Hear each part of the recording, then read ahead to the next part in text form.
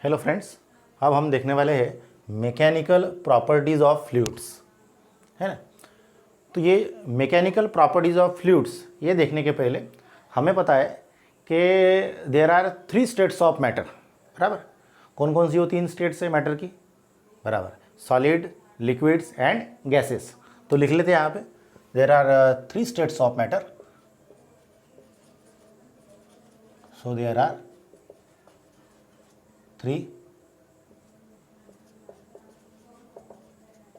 States of matter, बराबर। तो पहला जो स्टेट है वो है सॉलिड्स, दूसरा है लिक्विड्स, तीसरा जो स्टेट है वो है गैस स्टेट, बराबर। तो ये जो सॉलिड्स है, तो सॉलिड्स कैसे हैं, उनकी जो फिजिकल प्रॉपर्टीज़ हो कैसी है सॉलिड्स की, अभी तक के हम पढ़ चुके हैं। मैटर अराउंड अस जो दिख रहा है वो बहुत कुछ मैटर कैसा है, सॉलिड फॉर्म में है। वुड है, घर के बर्तन है, या और भी बहुत सारा जो मटेरियल है आप आजू बाजू में देखते हो, या सिंपल एग्जांपल देख लीजिए, बॉल देख लीजिए। तो ये सब क्या है, ये सॉलिड फॉर्म में है। तो सॉलिड की जो फिजिकल प्रॉपर्टीज़ वो क्या है, अपने माइंड में जो फिक्स है या अभी तक के जो पढ़ी है फिजिकल प्रॉपर्टीज़, कि they have definite shape. Solids को क्या है, they have definite shape and size, और उसी के साथ साथ उनका जो वॉल्यूम है वो भी फिक्स है, मतलब डेफिनेट है, एंड डेफिनेट वॉल्यूम। यानी जो सॉलिड की जो फंडामेंटल जो फिजिकल प्रॉपर्टी क्या है कि they have fixed shape and fixed volume, that is definite shape and definite volume, बराबर। अभी एक सॉलिड जो पकड़ा आपने, ये अभी मेरे हाथ में पेन है, तो ये पेन भी एक सॉलिड है। तो ये इसके जो मॉलिक्यूल्स है, 2 मॉलिक्यूल, उनके बीच का डिस्टेंस फिक्स है। मॉलिक्यूल्स का मूवमेंट हो रहा है क्या, एक जगह से दूसरी जगह जा रहे हैं क्या, नहीं जा रहे। यानी there is no movement of molecules from one place to another place in case of solid, that is there is no relative motion between the molecules of solid, बराबर। और जो मॉलिक्यूल्स है सॉलिड के वो कैसे है, कॉम्पैक्ट है, densely packed है, पास पास में है। तो ऑलरेडी वो पास पास में है, तो कॉम्प्रेस अगर करने की कोशिश करेंगे तो कॉम्प्रेस होना वो सॉलिड थोड़ा मुश्किल है, यानी बहुत ही मुश्किल आप बोल सकते हैं, यानी इट इज़ हाईली इनकॉम्प्रेसिबल। फिर उसके बाद जो दूसरा स्टेट है वो है लिक्विड। तो लिक्विड्स में क्या है, तो लिक्विड्स देखते होंगे आप, घर के अंदर पानी पीते हम या और कोई दूसरा लिक्विड पीते हैं, तो उसमें क्या होता है कि जिस कंटेनर में हम लिक्विड को डालेंगे तो वो लिक्विड उस कंटेनर का शेप अटेन कर लेता है। यानी लिक्विड को खुद का कोई शेप नहीं रहता, जो कंटेनर में आप जिस कंटेनर में उस लिक्विड को रखोगे तो लिक्विड उस कंटेनर का शेप अटेन कर लेगा। यानी यहाँ पे क्या है कि लिक्विड्स को दे डू नॉट हैव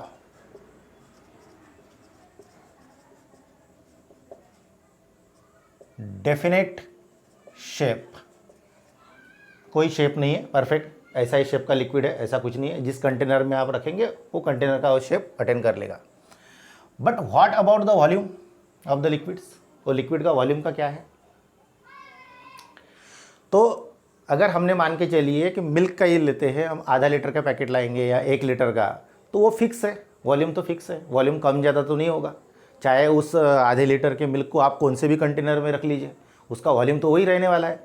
यानी they do not have definite shape, they do not have fix shape, but have fixed और डेफिनेट वॉल्यूम, वॉल्यूम फिक्स रहता है उनका, ठीक है। व्हाट अबाउट द मॉलिक्यूल्स, वो लिक्विड्स के मॉलिक्यूल्स कैसे, वो भी पास पास में है, बट लिक्विड के मॉलिक्यूल मूवमेंट नजर आता है अपने को, लिक्विड में मोशन नजर आता है। इसका मतलब क्या हो रहा है कि that liquid molecules are moving from one place to another place, but एक दूसरे से मॉलिक्यूल वो एक दूसरे से कैसे रहते हैं, अटैच रहते हैं, दूर नहीं रहते एक दूसरे के। मूवमेंट होता है वो मॉलिक्यूल का, बट वो मॉलिक्यूल एक दूसरे से अलग नहीं होते, सेपरेट सेपरेट ऐसे अलग अलग नहीं हो रहे, वो ड्रॉप ड्रॉप ड्रॉप अलग नहीं हो रहे। तो लिक्विड के जो मॉलिक्यूल्स है वो क्या है, they are attach with each other, but there is relative motion between the molecules of liquid. फिर क्या उनको कॉम्प्रेस किया जा सकता है क्या? नहीं, लिक्विड को भी कॉम्प्रेस करना मुश्किल है, यानी इट इज़ मोस्टली इनकॉम्प्रेसिबल। फिर जो थर्ड स्टेट है मैटर का वो है गैसेस स्टेट। गैस मतलब आपने एक अगरबत्ती लगा दी, इसेंस लगा दिया रूम में, धूप बत्ती लगा दी, तो वो धूप को देखिए, वो पूरा या जो स्मोक निकलता है वो पूरा रूम को कवर कर लेता है, यानी जो कंटेनर है कंटेनर को पूरा कवर कर लेता है। यानी वो गैस क्या करता है, it occupies the container. Container का जितना भी वॉल्यूम है पूरा का पूरा वॉल्यूम वो ऑक्युपाई कर लेता है।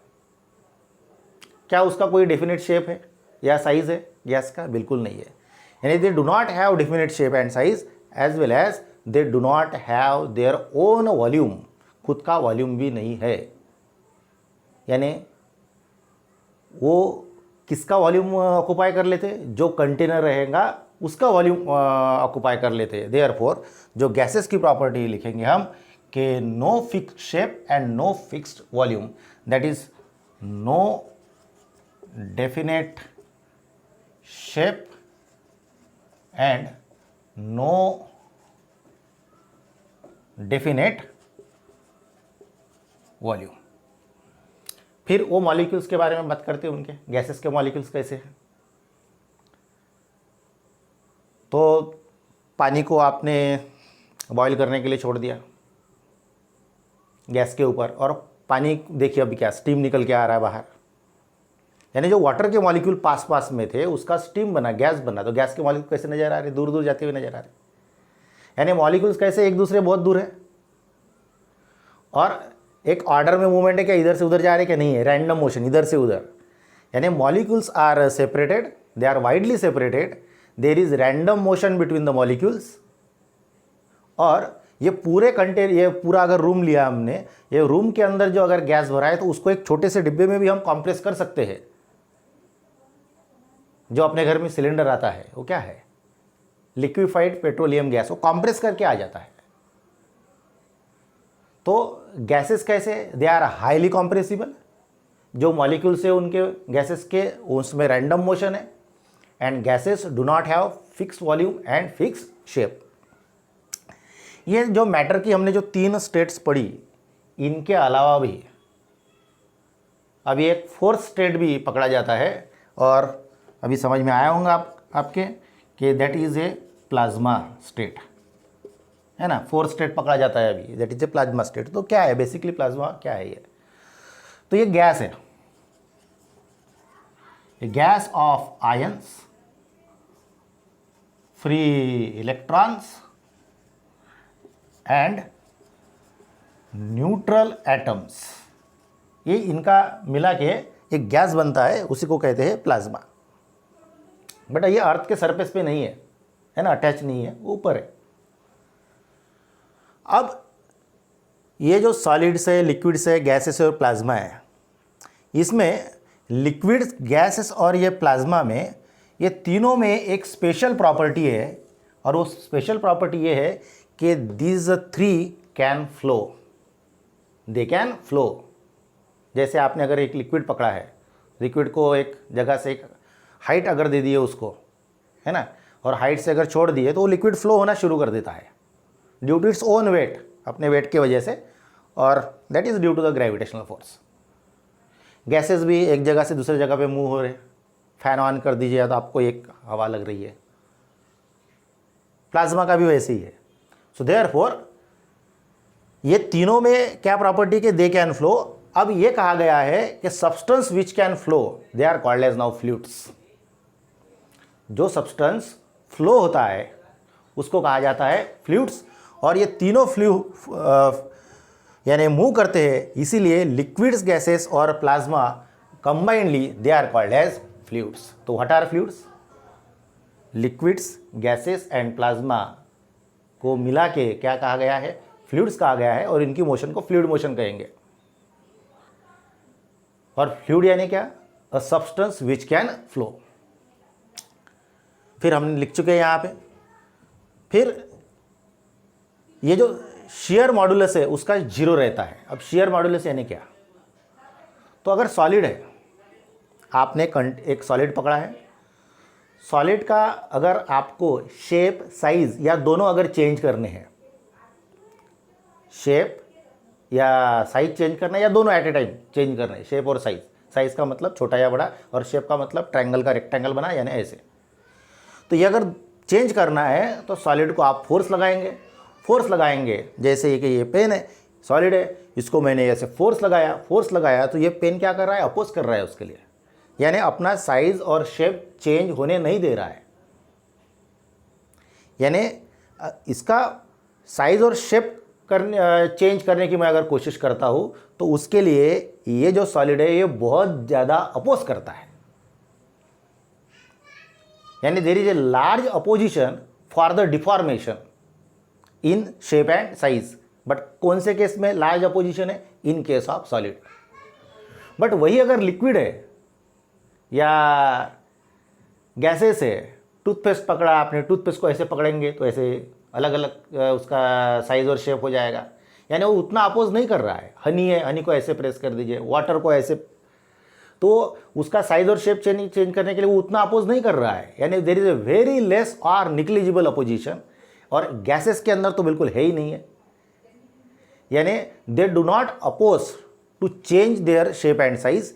इसीलिए हम बोलते हैं कि उनका जो शियर मॉडुलस है वो क्या है? 0 है। अब ये जो फ्लूइड्स पकड़े हमने, लिक्विड्स, गैसेस और प्लाज्मा, इनको जो फ्लूइड्स कहा है तो इनकी प्रॉपर्टीज़ क्या है ना? प्रॉपर्टीज़ ऑफ जनरल प्रॉपर्टीज़ जो अपने को अभी दिमाग में है। तो लिक्विड्स क्या है? वो फ्लो हो सकता है, गैसेस भी फ्लो होता है, यानी पहली जो बेसिक प्रॉपर्टी कि they can flow, fluids that can flow. फिर दूसरा क्या है? उस लिक्विड को जिस कंटेनर में रखेंगे आप, वो कंटेनर का शेप अटेंड करता है वो लिक्विड, यानी they take the shape of container. फिर तीसरा है कि they flow under the action of external force, यानी अगर ग्रेविटेशनल फोर्स है तो ये ऐसे आ जाएगा, ये इधर, ये पूरा अर्थ का जो एटमॉस्फेयर है तो अर्थ ने खींच रहा है, इसीलिए तो ये बंधा हुआ है।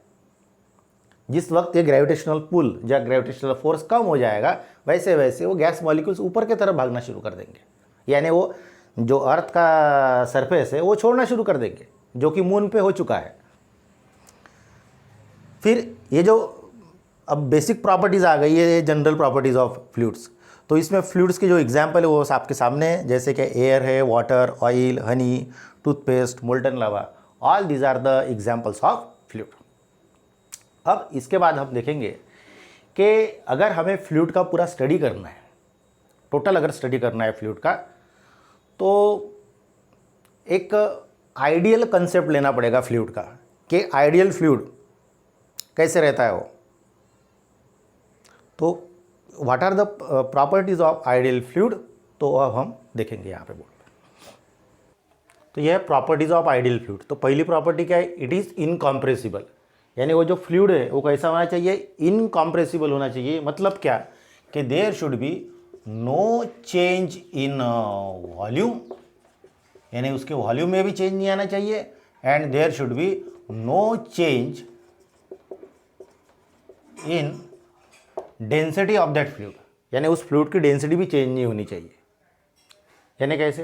कि एक फ्लूइड लिया है ना, बलून लिया, बलून लिया आपने, बलून में एयर फिल कर दिया और साइड की वॉल से उसको प्रेस किया, दबा दिया ऐसे इधर उधर से, तो क्या होगा? उसका वॉल्यूम कम हो जाएगा। वॉल्यूम कम होगा, बट उसके अंदर जो एयर भरा हुआ है, क्या उसकी डेंसिटी चेंज हो रही है क्या? तो ऐसा नहीं होना चाहिए। यानी डेंसिटी यानी क्या होता है? तो it is the ratio of mass by volume, यानी अमाउंट ऑफ सब्सटेंस, यानी मास तो वही रहेगा, बट व्हाट आप क्या कम करते जा रहे हो? वॉल्यूम को डिक्रीज करते जाओगे। तो अगर ऐसा देखा जाए और मास सेम है और वॉल्यूम कम हो जाए तो m/v। डेंसिटी का मतलब क्या होता है? डेंसिटी यानी क्या होता है? इट इज द मास बटे वॉल्यूम।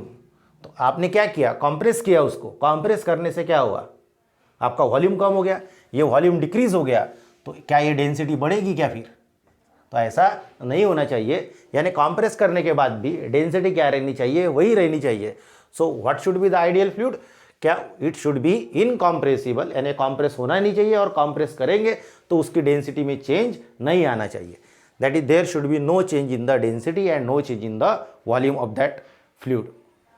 फिर दूसरा होना है इट्स फ्लो इज इररोटेशनल, यानी वो जो फ्लूइड है तो उसका जो मूवमेंट होगा तो वो मूवमेंट कैसा होना चाहिए? इररोटेशनल होना चाहिए, यानी वो फ्लूइड के जो पार्टिकल्स है या जो मॉलिक्यूल्स है वो जैसे जा रहे एक स्टेडी फ्लो में जाने चाहिए, स्ट्रेट जाने चाहिए, मान के चलिए, वो रोटेट होते हुए नहीं जाने चाहिए। अगर ऐसे रोटेशनल आ गया, रोटेशंस आ गया, तो एक दूसरे के मोशन को क्या कर देंगे? वो अपोज करेंगे और वहाँ पे फ्रिक्शन हो जाएगा। और वहाँ पे फ्रिक्शन मतलब फ्रिक्शन इन लिक्विड्स, जनरली हम इसे विस्कोसिटी कहते हैं, तो वो डेवलप हो जाएगा और उससे वो जो फ्लो है वो स्टेडी नहीं रहेगा, स्मूथ नहीं रहेगा, यानी इट्स फ्लो इज इरोटेशनल। यानी जो फ्लो होना चाहिए वो फ्लो कैसे होना चाहिए? फ्लो शुड बी स्मूथ होना चाहिए। फिर इट इज नॉन विस्कस, यानी वो जो फ्लूइड है वो कैसा होना चाहिए? Non viscous. मतलब क्या? नॉन विस्कस मतलब फ्रिक्शन नहीं होना चाहिए। आगे जब ये चैप्टर आएगा अपना, ये जैसे ख़त्म हो जाएगा तो उसके बाद वाला जो है विस्कोसिटी पढ़ना है अपने, तो उसमें देखेंगे कि जो फ्लूइड फ्लो होता है, तो जैसे पेपर का जो बंडल आता है, वो पेपर नहीं कि A4 साइज के जो बंडल आता है, पूरा एक रीम आता है, तो उसमें मान के चलिए 500 पेपर्स रहते, तो एक के ऊपर एक ऐसे रखे रहते। अब थोड़ा सा ऐसे सरका दो बार सामने से ऐसे, तो आप देखोगे कि बॉटम वाला पेपर नीचे में है एकदम फ्लैट, ग्राउंड को अटैच, फिर जो उसके ऊपर वाला पेपर है वो हल्का सा आगे गया है, उसके वाला ऊपर का पेपर हल्का सा आगे गया है। तो इन दिस वे जो वाटर भी है, तो वाटर या एयर बोलिए, तो it flows in the form of layers, एक एक लेयर के फॉर्म में फ्लो होता है। तो वो जो लेयर है तो क्या करेगी? जो बीच वाली जो लेयर है वाटर की या एयर की जो लेयर आगे जा रही है, तो वो लेयर को उसके नीचे वाली लेयर और ऊपर वाली लेयर उसकी वो क्या करेंगी? उसको जाने के लिए रोकेंगी, मतलब देयर इज फ्रिक्शन, अपोजिशन आ गया। तो friction in liquids is called as viscosity, and that force जो अपोज करता है मोशन को उसको कहते हैं विस्कस फोर्स या विस्कस ड्रैग। तो वहां पे there should be no viscous force, यानी अपोजिशन नहीं रहना चाहिए, यानी बिना फ्रिक्शन के वो जो फ्लूइड है वो आगे मूव करना चाहिए। इट इज़ नॉन विस्कस, यानी नो फ्रिक्शन। क्या होना चाहिए? कि there should be no friction between layers of liquid के लेयर में कोई फ्रिक्शन नहीं रहना चाहिए। इट्स फ्लो इज स्टेडी, उसका फ्लो कैसे होना चाहिए? जो आइडियल फ्लूइड है उसका फ्लो कैसे होना चाहिए? तो फ्लो स्टेडी होना चाहिए। अब स्टेडी यानी कैसे? तो एक कैनल है, बड़े बड़े कैनल्स है या पाइप है, हॉरिजॉन्टल पाइप है, तो पाइप में क्या हो रहा है? एक एंड से जितना पानी 1 मिनट के अंदर एंट्री कर रहा है, अगर एक यूनिफॉर्म पाइप लिया आपने यूनिफॉर्म डायमीटर का, तो 1 मिनट में एक एंड से जितना पानी एंटर कर रहा है उतना ही पानी 1 मिनट में उस अपोजिट एंड से बाहर आ रहा है। तो पूरे पाइप में जो पानी जा रहा है वो स्टेडी रेट से जा रहा है। या रिवर है, प्लेन जो रिवर है उसमें भी आप स्टेडी फ्लो देख सकते हो वाटर का। बट अगर फ्लड का सिचुएशन आ जाता है तो क्या होता है? यानी नॉर्मल बिहेवियर वाटर का अलग रहता है और फ्लड का बिहेवियर क्या है? जब फ्लड आता है तो वाटर का बिहेवियर अलग हो जाता है। वो रैंडम फ्लो, कभी ज़्यादा कभी कम, यानी कुछ जगह पे एकदम से पानी आ जाता है, यानी वहाँ पे ट्रिमेंडस वेलोसिटी हो जाती है, कहीं पे भी वेलोसिटी कम हो जाती है। तो ये जो रैंडमनेस है तो वो नहीं होना चाहिए। That is it's flow is steady, pipe में जो पानी जाता है वैसे फ्लो होना चाहिए। So it's flow is steady, that is velocity, जो उसकी वेलोसिटी है, वेलोसिटी कैसी होनी चाहिए? Velocity should be constant at each point, her point पे उसके फ्लो पे वेलोसिटी क्या रहनी चाहिए? कांस्टेंट रहनी चाहिए। So these are the properties of ideal fluid. तो जो फ्लूइड की प्रॉपर्टी देखिए, तो अब इनका स्टडी अगर करना है अपने को, तो दैट ब्रांच ऑफ फिजिक्स जिसमें ये फ्लूइड का स्टडी होता है उसको कहते हैं फ्लूइड मैकेनिक्स, बराबर। तो यहाँ पे इसके दो पार्ट है फ्लूइड मैकेनिक्स के। एक पहला पार्ट यानी क्या, जहाँ पे होता है ये जो फ्लूइड है, तो पहला पार्ट जहाँ पे फ्लूइड एट रेस्ट उसकी स्टडी होगी, और जो दूसरा पार्ट है उसमें रहेगा फ्लूइड इन मोशन, ठीक है। तो फ्लूइड एट रेस्ट और फ्लूइड इन मोशन, तो इसको अगर समझना है तो fluid at rest with respect to container है ये,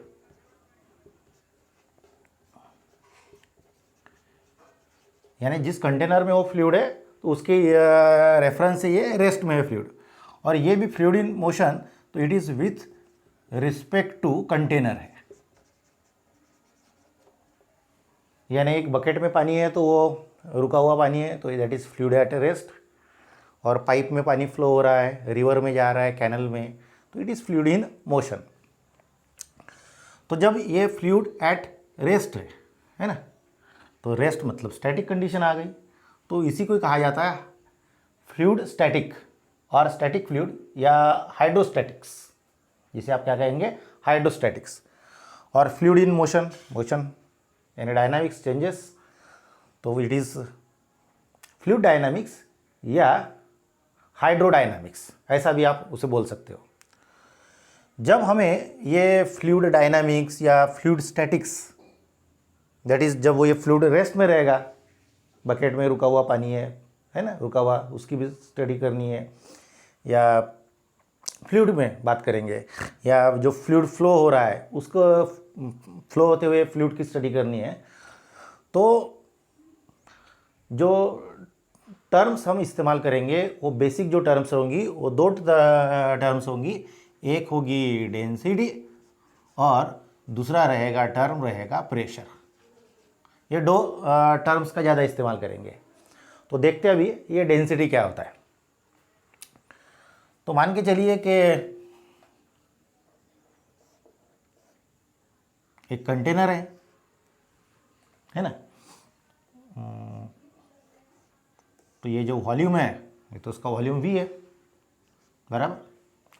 अब आपने इस कंटेनर में m मास का फ्लूइड भर दिया, m मास का फ्लूइड भर दिया, पानी समझ लीजिए, पानी भर दिया यहाँ पे। तो फिर डेंसिटी क्या होगी उसकी, जो डेंसिटी होगी, बराबर पकड़ा आपने, समझ में आया फॉर्मूला। तो density will be this denoted by letter rho, it is mass by volume, है ना, मास ऑफ सब्सटेंस, जो सब्सटेंस आपने यूज किया, अपॉन वॉल्यूम ऑफ सब्सटेंस।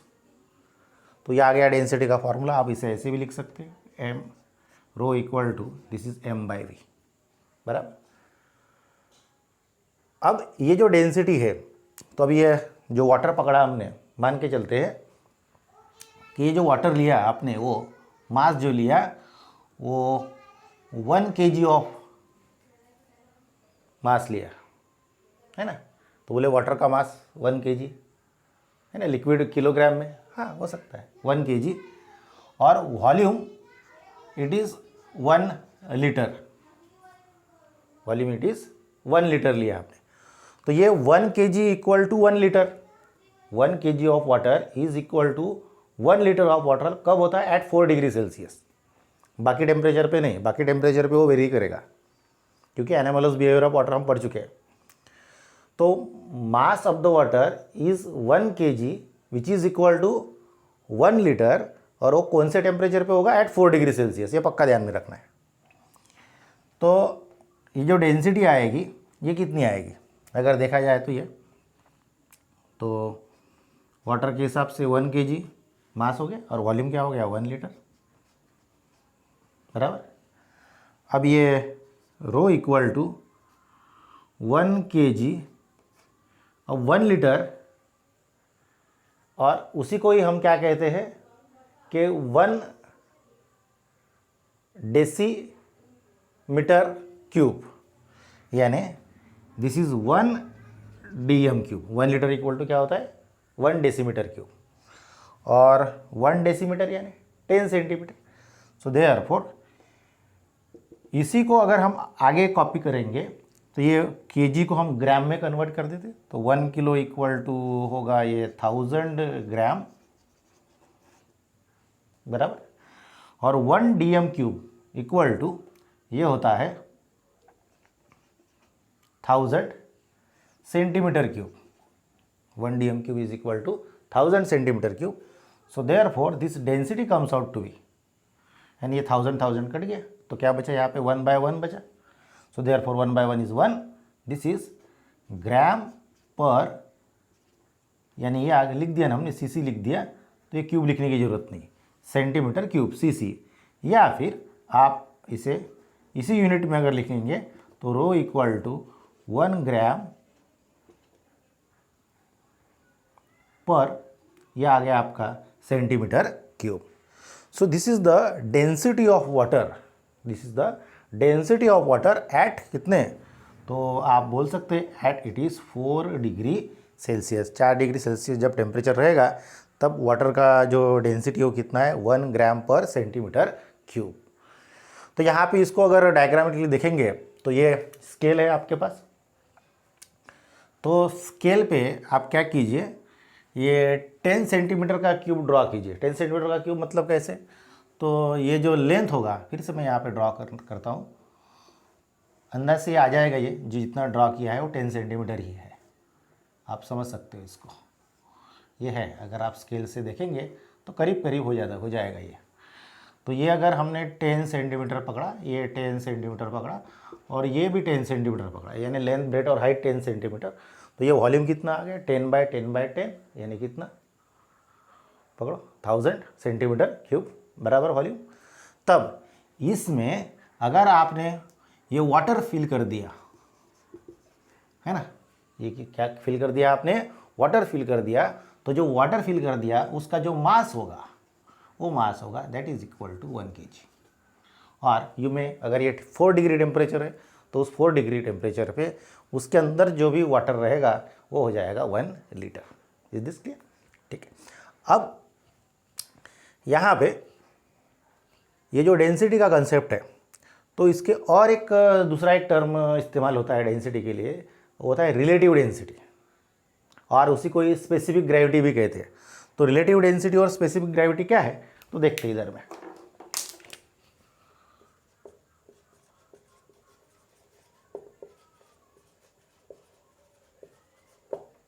और उसी को ही कहा जाएगा स्पेसिफिक ग्रेविटी। ठीक है, अभी इसका तो कोई सिंबल नहीं, जैसे आरडी भी लिख सकते हैं, एसजी भी लिख सकते हैं जैसे, तो बताऊंगा आपको क्या है वो formula. It is density of substance, it is the ratio of density of substance upon density of water, but कहाँ पे, at 4 degree Celsius. 4 degree temperature पे जो डेंसिटी वाटर की हो, यानी कोई भी सब्सटेंस की अगर हमें रिलेटिव डेंसिटी अगर निकालनी है तो उस सब्सटेंस की रिलेटिव डेंसिटी क्या होगी, it will be the ratio of density of that substance upon density of water at 4 degree Celsius. तो डेंसिटी ऑफ सब्सटेंस अगर निकालना है अपने को, है ना, तो और किसी को रिलेटिव डेंसिटी अपने को पता है, तो क्या करेंगे, डेंसिटी ऑफ वाटर से आप मल्टीप्लाई कर दो। तो डेंसिटी ऑफ वाटर क्या है वहाँ पे 1 g/cc है, यानी ये अगर फैक्टर दिया रहेगा आपको, मान के चलिए कि ये फैक्टर 10 है, तो 10 multiplied by density of water, तो कितना है 1 g/cc। तो 10 इंटू 1 g/cc क्या हो गया 10 g/cc, यानी 10 ग्राम/cc, that will be the density of substance. तो ऐसे करके हम डेंसिटी ऑफ सब्सटेंस निकाल सकते हैं। अब एक प्रॉब्लम अगर आपको देखना है तो ये डेंसिटी कैसे फाइंड आउट करना है, तो आप मान के चलिए एक कंटेनर ले लेते हैं यहाँ पे, बराबर। अब कंटेनर ले लिया, इसमें एक लिक्विड ले लिया जिसकी डेंसिटी कितनी है ρ1, मास m1, और ये जो वॉल्यूम है जी, जो भी यहाँ पे लिक्विड है उसका जो वॉल्यूम है वो मान के चलिए कि वो v1 है, बराबर। फिर आपने एक दूसरा कंटेनर ले लिया, बराबर, दूसरा कंटेनर ले लिया, तो उसमें भी लिक्विड है, बट अब लिक्विड कैसा डेंसिटी उसकी अलग है। डेंसिटी अलग है, मास भी अलग है m2, और वॉल्यूम भी कंटेनर का अलग हो गया। ठीक है, अब आप क्या करोगे, दोनों को मिक्स करोगे, बराबर, मिक्स करो, अच्छे से मिक्स कर लेंगे। उसके बाद जो मिक्सचर बनेगा, दोनों लिक्विड का जो मिक्सचर बना, उस मिक्सचर की डेंसिटी क्या होगी, यानी डेंसिटी ऑफ मिक्सचर अपने को निकालना है। तो डेंसिटी ऑफ मिक्सचर क्या होगी, आपने दोनों लिक्विड को मर्ज किया है, यानी क्या बढ़ा, पूरा मास बढ़ गया, मास को आपने ऐड कर दिया, है ना। तो इन दैट केस ये रिजल्ट क्या मिलेगा आपने को, डेंसिटी ऑफ मिक्सचर। तो डेंसिटी का एक सिंपल जो फार्मूला है वही इस्तेमाल करेंगे, दैट इज मास बटे वॉल्यूम, मास बाय वॉल्यूम। सो यहाँ पे आएगा फार्मूला क्या, टोटल मास अपॉन, यह आएगा टोटल वॉल्यूम, बराबर। तो टोटल मास कितना है, टोटल मास दैट इज इसका m1 और इसका m2, m1 प्लस m2। अब टोटल वॉल्यूम है, तो टोटल वॉल्यूम, इसका वॉल्यूम v1 और इसका वॉल्यूम v2, ऐसा आएगा। अब आप वॉल्यूम को इन टर्म्स ऑफ डेंसिटी भी लिख सकते हो, यानी ये आएगा m1 प्लस m2 अपॉन, तो वॉल्यूम को इन टर्म्स ऑफ डेंसिटी कैसे लिखोगे, तो अपने को फार्मूला पता है कि density is mass by volume. So rho equal to m by V होगा, यानी यहाँ पे ये रो1 equal to m1 bye v1 होगा, और इसके लिए रो2 equal to m2 bye v2 होगा। तो देयरफॉर अपने को v1 और v2 को रिप्लेस अगर करना है तो v1 क्या होगा, v1 इधर आ जाएगा तो m1 बाय रो1 होगा, यानी v1 के जगह पे आएगा m1 बाय रो1। शायद ये दिखाई नहीं दे रहा है आपको, है ना, तो आप समझ लीजिए।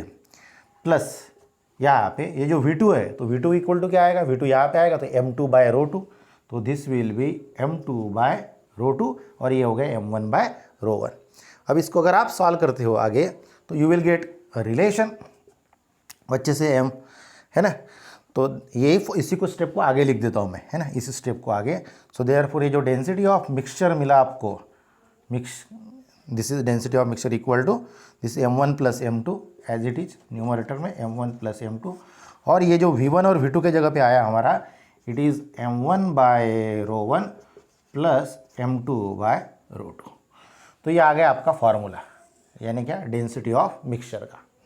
अभी आपके लिए एक होमवर्क देता हूँ मैं, क्या करेंगे आप, इसकी दो केसेस बना सकते हैं आप, कैसे, स्पेशल केसेस के दोनों के मास सेम ले लीजिए। पहला केस क्या, दोनों के मास सेम लेना, यानी m1 equal to m2 equal to m, और फिर ये क्या फार्मूला बनता है मिक्सचर, डेंसिटी ऑफ मिक्सचर निकालने का, वो निकाल लीजिए। फिर दूसरा केस क्या लेंगे आप, v1 equal to v2 equal to v ले लीजिए, यानी दोनों कंटेनर का वॉल्यूम सेम है।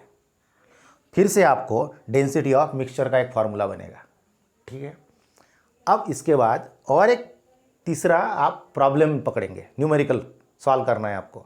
तो उसमें आप क्या पकड़िए, मान के चलिए कि जो पहला लिक्विड है उसकी जो डेंसिटी है वो 1.6 है, और दूसरी जो लिक्विड है उसकी डेंसिटी है 1.8, यानी you are given the densities of two liquids, that is रो1 एंड रो2, what is the density of mixture, आप निकाल लीजिए, फाइंड आउट कीजिए, ठीक, दैट्स ऑल।